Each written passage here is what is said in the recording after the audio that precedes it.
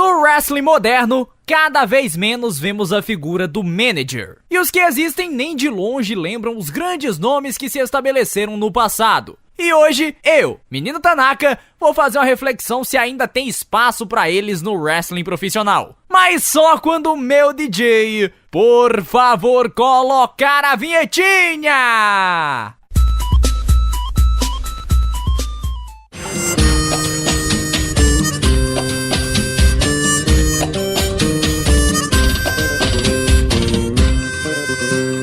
Vamos!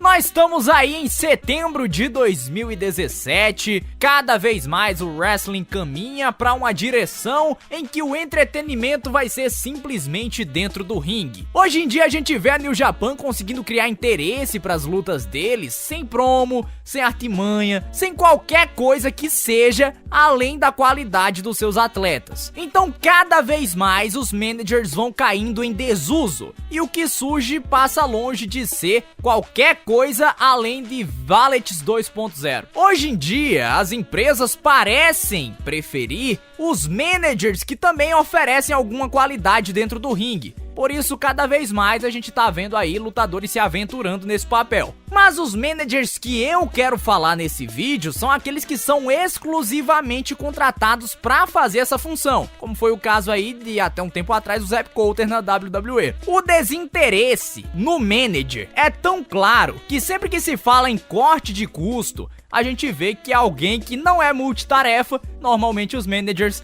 acabam rodando. Uma das poucas exceções para essa regra que nós vemos hoje em dia de manager sem sal e tal, é o Paul Heyman. Um homem que há muitos anos começou essa parceria aí com o Brock Lesnar e ainda é a voz por trás do grandão. Talvez isso acabe inibindo a presença de alguns outros managers mais invasivos na programação, porque o pessoal de lá de dentro acha que ia ficar muito parecido. Só que vocês têm que concordar comigo. Se é parecido, é porque alguém não tá tendo criatividade, não é? A relação do Paul Heyman com o Brock Lesnar vai muito além daquele padrãozinho de manager que a gente tá vendo hoje em dia. O normal é ver uma galerinha lá, né? O manager sai, apoia o cara, interfere na luta e tal. Só que nada muito além disso. Enquanto Paul Heyman leva a tradução de manager como empresário mesmo. Ele toma conta de tudo que envolve o extra ring do Brock Lesnar, como as title matches, como os adversários que ele enfrenta, enfim. Depois ele simplesmente deixa o monstro sair da jaula e vez ou outra ele se mete lá no meio pra evitar uma catástrofe. É claro que um dos grandes motivos, décadas atrás aí, pra dar um manager pra alguém,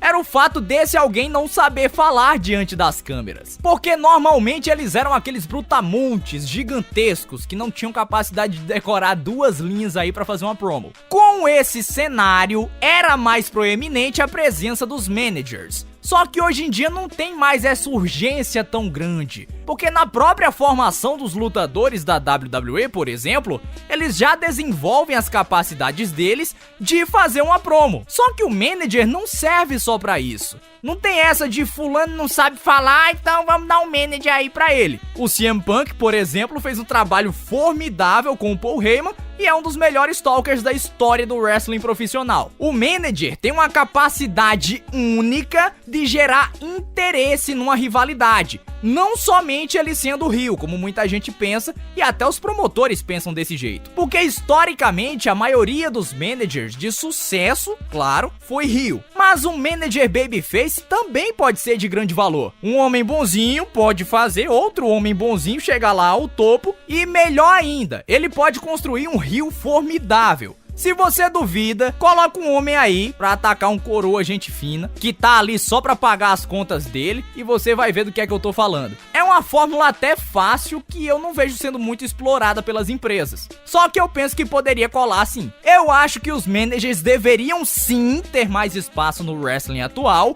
mas com um papel bem definido. E mais do que aquilo de a voz dos mongolões que não sabem falar. O wrestling evoluiu e eles têm que ser mais como verdadeiros empresários, cuidando de tudo que o lutador faz, aparição em programa da própria empresa, entrevista, assinatura de contrato, essas coisas. A evolução do wrestling não precisa ser uma evolução que subtrai as coisas, mas aquela que transforma os aspectos dentro da realidade da época. E esse vídeo aqui fica como uma homenagem ao Bob The Brain Heenan, que faleceu no último domingo aos 73 anos. Por mais que eu venha aqui colocar algumas palavras no final do vídeo, elas vão ser poucas para definir um homem de tanto talento e que sabia tão bem lidar com as palavras. Um homem que era capaz de gerar hit ao ponto de até atirarem contra ele na época dos territórios. Um homem que sabia promover uma rivalidade e gerar dinheiro como ninguém. O homem que, creio eu, foi uma das razões para o boom do wrestling lá na década de 80, porque ele foi manager de boa parte dos adversários do Hulk Hogan. Adversários esses que estabeleceram o Hulk Hogan como um ícone cultural dos Estados Unidos. E agora no céu, o Heenan e o Monson vão formar novamente uma das melhores duplas de comentaristas da história do entretenimento esportivo. Adeus, lenda! Eu retorno em breve aqui no seu canal Rádio de Pilha Driver.